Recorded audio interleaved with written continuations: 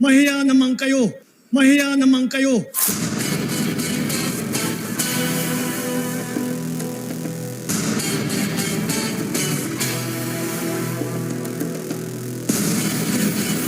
Alas 6:47 na po ng umaga. Kausapin natin si Senator Ping Lacson. Senator Ping, magandang morning! Si Katonying po at si Ka Jerry. Yeah, magandang morning, Anthony Jerry. Apo. Anthony. Good morning po. Magandang umaga po sa inyo. Kumusta po, Senator? Okay naman. Okay lang. Opo, sanay naman kayong fiscalizer, pero sanay ba kayong nakapag-adjust na ba kayo na kayo'y miyembro ng House Minority, Senate Minority. Oo, matagal din naman ako nag-minority noon, nung panahon ni GMA. Oo nga okay pala. lang. Oo nga. Sisiw. Madaling maka-adjust. Oo. Pero dito sa grupo ninyo, dalawa yung dating Senate President, na ngayon ay kasama sa minority. Tama. Dalawang dating Senate President, tatlong dating majority leader. Tingnan mo nga naman. Solid pa din. Yung isa yung dating minority leader. Kaya Solid silang dalawa ni Risa yung nahalong walang binatbat. Biro lang kay Risa yun. Opo, Senator Ping, sobrang laki po ng balita na nakalinya doon sa matagal nyo ng advocacy sa pag-aayos po ng ating budget. Unang-una, nung po bang sinabi ng Pangulo na mahiya naman kayo,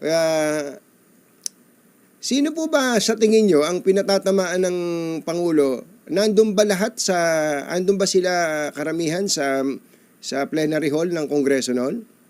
Oh yes, marami doon tinamaan actually. Pero ako, gusto ko pa rin maniwala na marami-rami rin naman nando sa audience na hindi nadumihan ng grasa ng ng pera ng flood control projects. Marami doon, kaya yung mga pumalakpak doon at sumama sa standing ovation. Totoo yun, natutuwa sila. Pero marami rin naman doon na nagpalakpak na mga talagang, sabihin natin, shameless na mga ipokrita. Yung mga makakapal ng balat, no? Baka mahalata na sila naiwang hindi pumapalakpat at hindi tumatayo kailangan sumali na rin. Bigla, kaya napapalakpak na rin. Pero merong nung una po, Senator Ping, wala pang masyadong pumapalakpak . Tama kayo, nung natayo na yung iba, napilitan. Parang napilitan na lang at baka maiwan siyang nakaupo at hindi pumapalakpak. Yung iba nga, pigmamasdan ko, parang lumilinga-linga bago tumayo . Talaga. At least may konting, siguro tinablan din ng oras na yun. Ngayon Pero ito ba, itong flood control at iba pang projects na katulad nito, Senator Ping, may magagawa ba rito na paraan na mapigilan at kumbaga magkaroon ng record ng accountability kung sakali magkakahabulan? Malaking bagay yung binitiwang salita ng Pangulo yung talaga may mananagot. Ang importante lang, may follow through. Ayun. Kasi iba yung SONA, iba yung gagawin afterwards. Ayun. So, kung makapag-suggest ako, mas maganda, wag na lang ilimit sa DPWH yung pag-audit, pag-inspection, at pagre-review sa mga flood control projects. Mas maganda kung makaform ang gobyerno ng isang independent na body. Marami naman magbo-volunteer dyan Dahil marami ring pagod na sa ating mga kababayan na willing na tumulong dyan. Lalo yung mga NGOs saka mga CSOs. Mas maganda merong independent body na kung hindi man sila mismo, itutulong na magbigay ng talagang mga information galing sa ground. Yung talagang actual na nakikita nila. Marami nakakalam naman yan. Katunayan, nag-imbita naman ng Pangulo Sinabi niya, nananawagan siya doon sa mga may alam to come forward. Merong bahagi na sinabi niyan ganun. So, pagkakataon na ito ng ating mga kababayan para i-challenge actually yung sinabi ng Pangulo na sige, magtulong-tulong tayo para talagang tingnan natin kung ano talagang, kung gaano kaseryoso yung ating gobyerno. So ito po yung independent investigating body ang gusto po ninyo, katulad ng mga nangyayari nung nakaraan? Oo, parang kasi napakalaking issue na nito, hindi na ito biro-biro, parang ano na to parang may national security aspect na ito dahil sa yung climate change, national security concern yan Opo. Pero yun nga, ang climate change lagi natuturo, pero actually self-inflicted yung karamihan ng baha sa atin. Ang sabi ko nga, bakit over the years, parang bakit directly proportional yung pag-akyat ng floodwaters doon sa pagdagdag ng ating budget Ng para pera. sa flood control. Oo nga, no? Napakalaki Nakakagulat nung pinareview ko nga, even before the President Sona, talaga nire-review na namin kasi nga paghahanda doon sa budget deliberations para sa GAA ng 2026. Sabi ko, balikan nga natin lahat yung flood control projects. Oo. Minub pa na nga namin hanggang 2011 yung Opo. unang budget year ni President Pinoy. Opo. Nagulat, flood control funds pa lang ito para sa DPWH. Nakabukod pa kasi yung Yung MMDA. yung budget ng flood control ng MMDA. Oo, MMDA.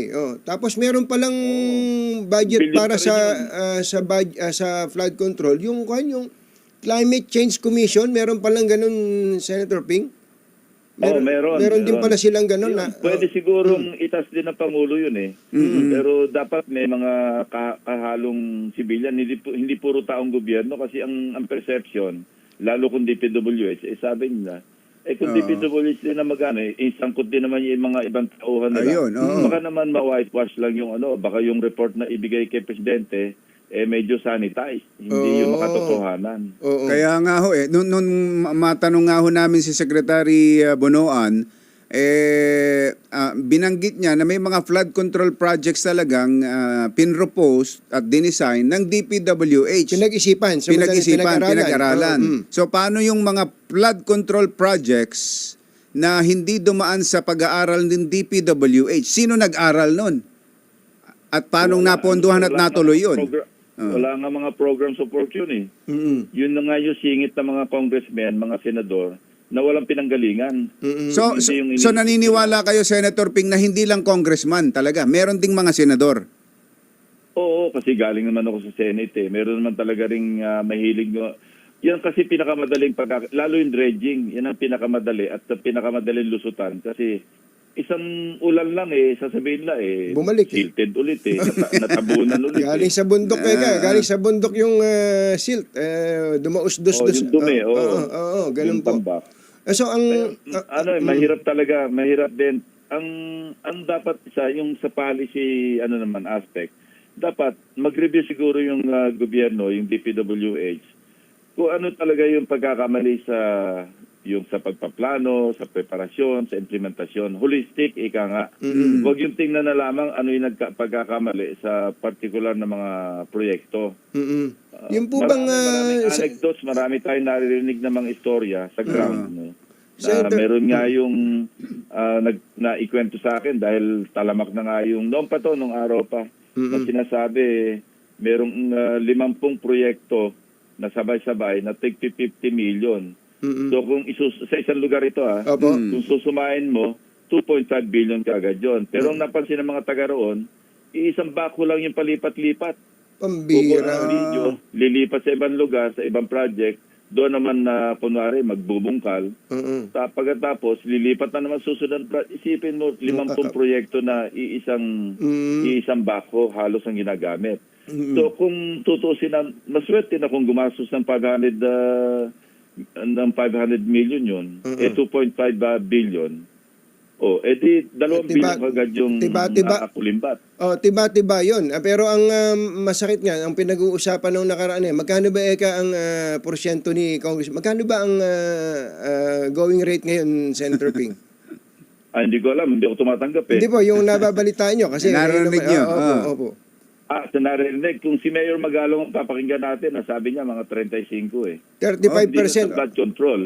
Hindi lang sa flood control, lahat ng klaseng proyekto. Pero pag flood control, yan ang pinaka-notorious, lalo yung dredging. mahina 50% yan. Oo, pero Hindi, no? siguro naman po Yun yung project na ginawa. Paano yung hindi yung guni-guni, oo, yung may- ghost? may guni-guni. Pag tuniguni, 100 yun. Hindi, may bawas yun. Siyempre yung lalakad na papel, Oo. lalagyan mo yung mga mag-aasikaso nun eh. Oo, So, sabihin nako. mo nang gumastos ng 15-20%. Opo. Kasi panahon ni Napoles, ganun eh. 65% yung sa legislator, naiwanan sa kanya yung 35 kasi gagastos siya ng mga 15 para sa pagpalakad ng papel. Papel. Kasi ghost nga eh. Oo, pero Ito talaga. pero Senator Ping, ito po nakakagulat. Meron palang mga congressman naman, in fairness, na talagang hindi po humihingi ng SOP na kahit anong klaseng proyekto, flood control man o ibang infra project, sapagkat sila mismo yung contractor, kaya hindi na nila mahingan yung sarili nila. Oh, totoo yun. Tama. Pareho subvention natin. Kaya nga yung ibang contractor, naging congressman, hindi naman lahat, ano. At yung ibang congressman, naging contractor. Para wala na silang kausap na iba. Ang kausap na lang nila, sarili nila. Pambihira. Mga gaano karami ho yung mga contractor na congressman, Senator Ping? Noong 2022, pagsimula nung bagong Congress noon, natanong ko yung isang kaibigan kong congressman. Kasi Opo. nga, naging curious din ako. Kasi bagong bukas yung Kongreso eh. Sabi ko, ilan na baka ako ngayon yung sa bilang mo? Ilan na yung contractor dyan sa inyong dyan sa batasan? Sabi niya, ang huling bilang ko sa ngayon, 67, pero alam ko meron pang iba. So as of noon, nasa mga 67 na. 67. As of 3 years ago. And still counting. Siguro ngayon, kasi yung iba na inganyo, mag-contractor na lang tayo. O kaya, yung kamag-anak yung mag-handle nung kumpanya ng construction company para makameno sila. Walang tapon po, Senator Ping. Nagda-divest naman daw, Senator? Kalokohan yun. Divestment, eh. Opo. Ay, Senator, ito, dito sa mga flood control projects na ito na hinahabol, tinitingnan natin, totoo ho bang walang record kung sino ang proponent nun? Kasi sa budget, wala nang pangalan yan. Pero wala ho bang matutuntun na record na ma-identify na ito, si congressman ganito ang proponent niyan o si senator ganito ang nagtulak niyan para magkaroon ng pondo yan? Walang minutes eh. Saka walang transcript. Kaya nga... Walang minutes and transcript? Walang minutes yan eh. Yung BICAM ng budget. Walang minutes. Walang record talaga yan. Antindi, no? Palatandaan na lang dyan kung saang probinsya o saang distrito umusbong. Pero doon ang ano. Na lang iugnay kung sino yung nag-propose. Hindi ho ba pwedeng gawin na, i-require na may minutes, may record tulad ng sinasuggest nila ngayon, i-live, di ho ba, gawing public ang budget deliberations? ang BICAM. Ang Oo, BICAM. napakaganda nga yung wake-up call. Naging wake-up call din yung speech ng Pangulo sa SONA eh. Ako yung tuwan-tuwa talaga eh. Actually, noong bumaba na si Pangulo, nasa second row kasi ako eh. Nung masulya pa niya ako, nagkakamay kami. Sabi niya, ang lakas ng palakpak mo ah. Parang pabiro, nakangiti siya eh. Ako, natuwa talaga ako sa kanyang pahayag kasi malaking tulong yun eh. Kasi yun na yung marching order galing sa Pangulo. Kaya ngayon nga, parang malaki yung pag-asa na maging transparent yung BICAM. Mismong si Speaker Martin Romualdez, sinabi niya eh. Nag-speech nga siya kahapon yata eh. Ang sinabi niya doon na ngayon talaga magiging transparent na yung ating bicameral meetings. So yun pong code of silence sa BICAM, ganun daw pala doon eh. Talaga, tinan nyo, wala palang record. Walang minutes. Dapat alisin na yung code of silence na yan at magkaroon na ng records, minutes at identify, tukoy kung sino yung proponent ng bawat project. Oh, dapat. Ito pangatlong file ko na itong bill na ito eh. Hindi talaga pumapasa noon. Hindi nakakalabas ng committee eh. Pero ngayon, I hope na kasi ito. Teka po, Senator Ping, if I may interrupt, ano po yung pangatlong file nyo na ng bill na maging open sa public ang BICAM? Oh, people's participation in the national budget process, yung title ng ating anong taon nyo po yan? Anong taon nyo unang ipinail yan? I think 2017 or 2018. 2018. Tapos inirefile ko ulit. Hindi, may nauna pa. Pagkatapos 2017 yata yung pangalawa. Ito, pangatlo na ito. Isipin mo, ayaw nilang pansinin nun Sa kasi Sina- matitimbog eh. Sa committee lang ninyo sa Senado, hindi makalusot. Oo. Oo, hindi nga na-take up sa committee eh. Well, dun, Pero ngayon, I hope, alam- refer ito sa Committee on Finance. Si Senator Gatchalian naman yung Finance Committee Chairman namin ngayon. Ayun, Secondary baka sakali.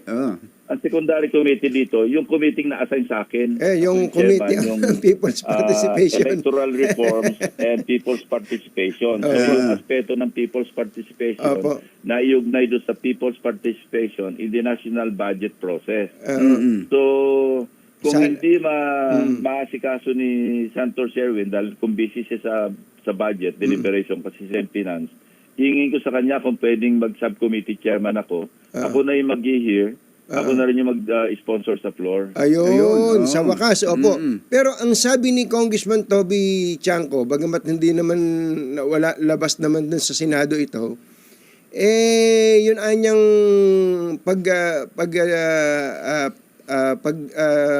sa publiko ng BICAM, maganda yon. Pero bago anya dapat mangyari yon, yung small committee sa House, tantanan na rin. Ang nangyari po pala dyan, pagkatapos ng second reading sa House, ibig sabihin, tapos na yung mga individual amendments ng mga congressman, dapat tapos na eh. I-approve na lang on third reading. Bubuo daw po ng small committee ang Kongreso na ang members lang ay yung chairman ng APRO, vice chairman, and 2 others. Tapos sila na yung bahala. Titirahin na nila bago isubmit yung final version ng House doon sa Senado. Yun daw po ang isang malala. Lumala na nga na lumala. Hindi na lang BICAM yung small group eh. Yun nga, narinig ko rin yun na sa House, sa amendments pa lang, small group na. So bulungan na kagad, amendments pa lang. Samantalang amendments, dapat ginagawa yan doon sa, di ba, pagkapangaraniwang bill. Period of interpellation, period of amendments, lahat sa plenaryo eh. Yes. Doon yung I move to amend paragraph ganito, ganito. Tapos sasabihin sa floor, either i-reject o kaya i-approve ng chairman, ng sponsor. At minsan may nag-o-object. Kung walang ganon at naka-small group committee lang, committee on amendments? Wala namang committee on amendments. Parang ganon. Lalo yung individual amendments. Ano yun eh, merong committee amendments, pero merong individual amendments. Dapat tapos na dun sa bago mag-second reading, Senator Ping. Oo, tama. Yung amendments kasi bago pag-approval ng second reading yun eh. Yes. Ang amendments, individual amendments, pati yung committee amendments, ginagawa sa plenaryo, may mga tao, may mga media, naririnig kung ano yung ina-amend. Opo. So talagang malaking... Bukod doon sa BICAM, wala na ngang media, hindi na naka-open.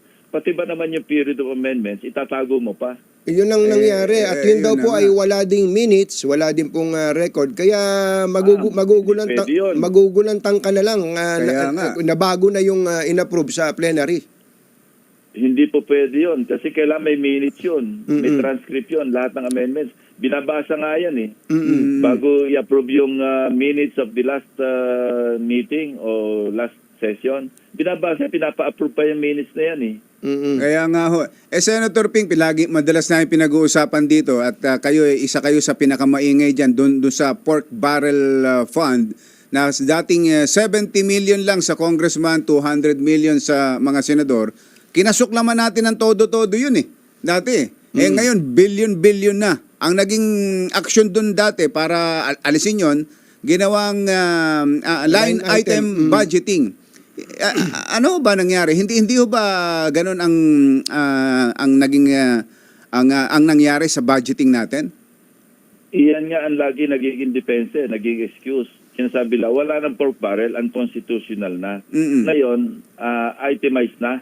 Naka-line item na. Ang problema, pinaiikutan nga nila yung ruling ng Korte Suprema sa pagdedeklara ng unconstitutional lang na pork barrel. Kasi post-enactment lang naman na sinabi ng Korte Suprema. Yung bang nakalutang, nakalamsam, saka palang ina-identify ng mga mamabatas yung kung ano yung proyektong paglalagakan ng kanilang 200 million at saka 70 million.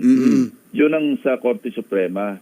ang sinasabi ngayon ng mga congressmen, mga senador, wala na, andun man nakalan item. Ang problema nga, pinaikutan nila dahil nilalan item nga nila, pero hindi naman talaga transparent. Hindi lamsam.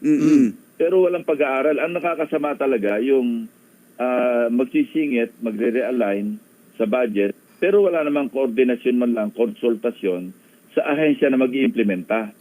Kasi karamihan ng kanilang mga proyekto, contractor-driven o kaya supplier-driven. Kung anong merong, halimbawa, malaki stockpile ng isang contractor nila na kaibigan nila o yung contact nila, anong isasuggest ng contractor? Di yung magagamit yung kanyang stockpile na medyo ibig sabihin na luma-luma na, nakatambak lang doon.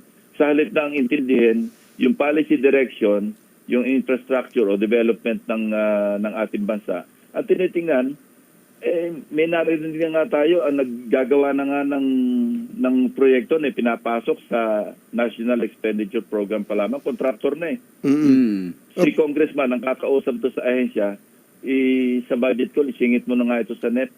Ako nang bahala sa iyo. Oo. Hindi, saka yung bilihan ng project, yung bilihan ng project, Senator Ping, para sa akin, karimari-marim yun. Binibili mo yung budget, hindi pa nga, maipasok pa lang sa NEP, babayaran ka na May ganun na pong usapan Yeah, at saka, advance na yon. Opo. Ang ang masama pa dyan, nag-uusap na rin yung isang grupo ng contractor. Alam na nila kung paano yung, tapos na ito halimbawa nasa ahensya na.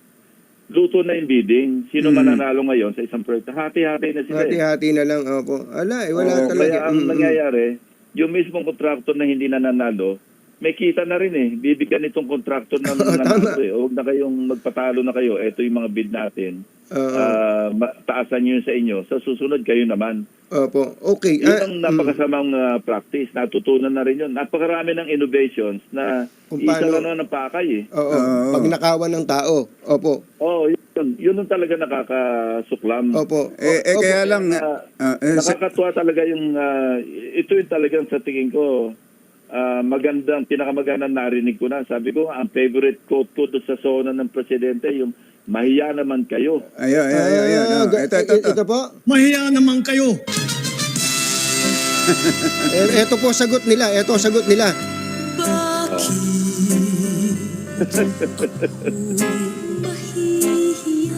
Ano? Totoo nga naman. Paano gagawin natin dyan, Senator Ping, kung ang power of the purse, talaga namang nasa Congress. At yan nga ang banner story ngayon ng pahayagang Philippine Star. Ang sabi daw po ng inyong Senate President, si Senator Cheese, Senator Cheese asserts budget power of Congress. Pero i-moderate. Ang babawa na lang natin kaligayahan natin. I-moderate na lang yung grid. Yun na lang para bang nakakahiya na para bang sige na lang. I-moderate nyo na lang yung grid niyo kasi yung iba naman talaga todo na hindi na iniisip yung bayan, sarili na lang iniisip talaga. Maraming ganun Pero ako, sabi ko nga, doon sa standing ovation at saka pumalakpak, marami rin doon ang talagang totohanang natutuwa. Sa akin tingin Sa tingin niyo, at least I would like to think na ganun ang sitwasyon. Kayo po ay napaka-optimistic na tao at very positive po kayo. Salamat po, Senator Ping. Last question ko na lang po. Sabi nga po ng Pangulo, ang inuutusan niya ay ang DPWH na mag-submit ng mga detalye ng mga flood control projects na ito. Pero ang balita po namin, mukhang ipapatawag daw po ng ilang kongresista ang DPWH para po mag-imbestiga kaugnay po ng sinasabi ng Pangulo. Ako po, do you agree na hindi na dapat sumali ang Kongreso dito sa investigasyon dahil sila ang dapat imbestigahan, Senator? Isang word lang yung comment ko, sagot ko sa iyo, Tonying. Naku po. Patay tayo dyan. Naku po. Senator Ping Lacson, maraming salamat po. Thank you. Mabuhay Thank you, po Senator. kayo. Magbabantay po Thank tayo you. dito. Thank you. Thank you. ACS